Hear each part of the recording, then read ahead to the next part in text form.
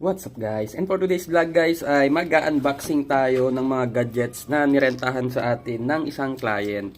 Pasensya na sa client, sa renter, kung hindi pa namin na-refund kaagad yung deposit na 2K kasi 1K per gadget. No? So, ayun. So, ngayon i-unbox na po natin muna siya para ma-check. Hindi kasi namin matetest. Hindi namin na-refund kasi nasa province pa kami and hindi namin ma-check yung gadget. So, pina-pick up lang namin dun sa pamangkin ko. So, ayun guys, complete naman yung mga accessories so far. Yung mga motovlogging clamp. Tapos, yung stick, nandito. Tapos, ngayon, ang una natin bubuksan ay yung Insta360 kung complete ba, no? So, ayan, bubuksan na natin siya. Tapos, titignan na natin. Yung battery muna kung complete ba. Okay, nandito yung original na battery. Tapos, yung isang battery is naka-installed. Yun. So, yung aftermarket na battery niya, nandito naka-installed pala. So, ayun. Naka-install. And then yung memory card, nandito rin. Complete. So, ganito yung ginagawa ko tuwing nagpaparent ako and then pag ni-return na yung device, yung gadget. So, make sure ko rin syempre na walang gasgas, walang sira, walang damage yung ating mga gadget. So, kung ano yung status ng gadget nung pinarent namin, ay siya ring babalik. Ganun po dapat. So, i-double check ko rin yung pinaka main lens niya. Ayun, by God's grace. Thank you Lord dahil walang gasgas yung isang side. Medyo may parang something na lamat. Liquid siguro yan. Yan, punasan natin. Ay, natanggal naman. So, ay! Ano siguro yan? Moist. So, ayun. So far, okay naman. And ngayon guys, ay itetesting natin yung gadget. Bubuksan natin siya. Itetest to make sure na working ba talaga siya. So, wait lang kasi naghanap pa ako ng charger guys. Wala akong charger dito. To check if lobat ba yung battery or not. Tapos, ayan. I-charge ko na rin muna to make sure na magkaroon ng laman. So, charging yung state niya. Naka-red. So, baka lobat nga talaga. Tapos, itong aftermarket muna na isang battery yung gagamitin natin. Ngayon, power on natin siya. Oops. Hindi nagbubukas. Oops. Ayaw pa rin magbukas.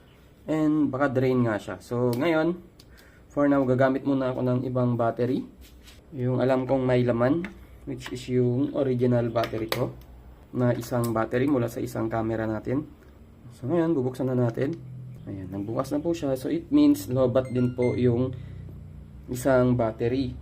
So ngayon ay i-charge ko na sila both. Dahil lobat silang dalawa. So ayan. Hindi na nag-charge yung isa. Bakit kaya? Nag-drain ba ng todo-todo? So, try natin i-charge dito sa kabilang charger. So, umilang nag-charge na siya. So, yun. Nag-charge na yung isang battery. And, buksan na natin. Check lang natin saglit. Ayan. So far, okay naman. So, ganyan siya. Working na working. Oop. No files in album. Na-delete na yung mga files. For sure. And, pwede na natin i-turn off. Ang next na natin na i-unbox ay yung tawag dito. Pangalan nun? Ito, drone. Kasi may drone din na nirentahan. Thank you, dear client, sa tiwala. And thank you rin po sa pag-return ng gadgets namin. Hope nag-enjoy po kayo sa inyo pong bakasyon dito sa Philippines. So, ayan guys. Nakita ko naman po yung cable and nandyan na siya. Power on natin to test. Yun, nag-work naman siya. Yung drone, tignan natin kung may laman ng battery. May laman naman siya. Tignan natin yung ibang battery. Ayun, may laman naman yung ibang battery. So, syempre, ite-test flight natin siya.